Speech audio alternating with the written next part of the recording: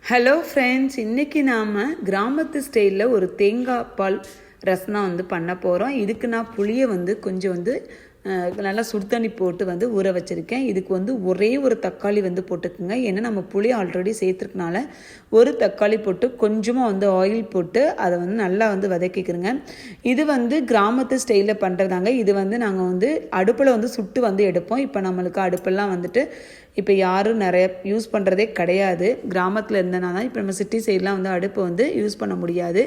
இப்போ அது கூடவே நான் கொஞ்சம் ஒரு 5-6 பூண்டு, வெள்ளை பூண்டு, காரத்துக்கு பட்டை மிளகா, கொஞ்சம் ஜீரகம், கொஞ்சம் மிளகு, அதிலே கொத்தமல்லி இதெல்லாம் போட்டு நல்லா வதக்கி அதை ஆற வச்சுக்கலாங்க. அந்த கேப்பில் நாம் ஒரு மூடி தேங்காவை நல்லா ஒரு பேஸ்ட்டு பதத்துக்கு அரைச்சிட்டு இந்த மாதிரி வடிகட்டிடலாங்க. வடிகட்டினதுக்கப்புறம் புளியவும் அது கூடவே நல்லா கரைச்சிட்டு வடிகட்டி வச்சிடலாம். அதாவது பாலும் புளியும் 2 ஒன்றா சேர்த்துருங்க.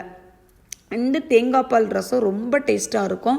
குழந்தைங்களுக்கு ரொம்ப பிடிக்கும். ரெண்டாவது நீங்கள் எவ்வளவு சாதம் வச்சாலும் பத்தாதுங்க, அவ்வளோ டேஸ்ட்டாக இருக்குங்க. இப்போ பாருங்கள், பால் அதுலேயும் நல்ல கெட்டி பாலாக எடுத்துக்குங்க. ரொம்ப தண்ணியாக எடுத்துடாதீங்க. பால், 2வது பால், அதோட அவ்வளோதான். அந்த புளியை அது கூட ஊற்றிடுங்க, போதும். இப்போ நாம் இந்த வதக்கி வச்சதெல்லாம் அரைச்சி எடுத்துக்கலாம். அதாவது ரொம்ப நைஸாக அரைக்கக்கூடாது, எதெல்லாம் தான் அரைக்கணும். இப்போ அந்த கடாயிலேயே கொஞ்சமாக ஆயில் போட்டு கொஞ்சம் கடுகு போட்டுடலாம்.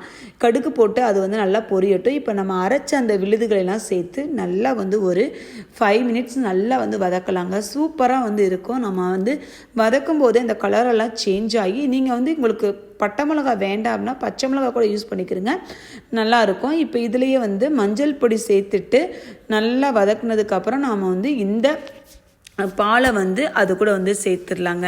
பால் சேர்த்ததுக்கப்புறம் பார்த்தீங்க அப்படின்னா முக்கியமாக நீங்கள் கவனிக்க வேண்டியது, நம்ம நார்மல் ரசம் பண்ண போகிறோம் அப்படின்னா நம்மளுக்கு ரசம் நல்லா பொங்கி வந்ததுக்கப்புறம் உப்பு போடணும் இல்லையா, அதே மாதிரி தான் இங்கேயும்.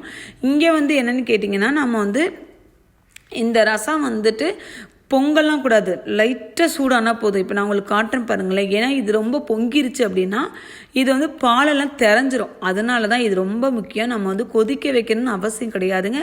ரெண்டாவது பொங்கணும் அப்படிங்கிற அவசியம் இல்லை. இங்கே பாருங்களேன், லைட்டாக இதாக இருக்குது. இந்த ஸ்டேஜில் நாம் கொஞ்சமாக உப்பு சேர்த்துட்டு மேலேயே காரத்துக்கு பட்டை மிளகாய் சேர்த்துட்டோம் அப்படின்னா, அது மட்டும் இல்லைங்க, ஃபைனலாக கருவேப்பிலை சேர்த்துட்டு எடுத்துட்டீங்க அப்படின்னா சூப்பரான ரசம் ரெடி. இந்த வீடியோ பிடிச்சிருந்துச்சுன்னா மறக்காமல் லைக் பண்ணுங்கள், ஷேர் பண்ணுங்கள், கமெண்ட் பண்ணுங்கள், சப்ஸ்கிரைப் பண்ணிடுங்க. இன்னொரு ஹெல்த்தி வீடியோ நாளைக்கு பார்க்கலாம். ஓகே, பாய்.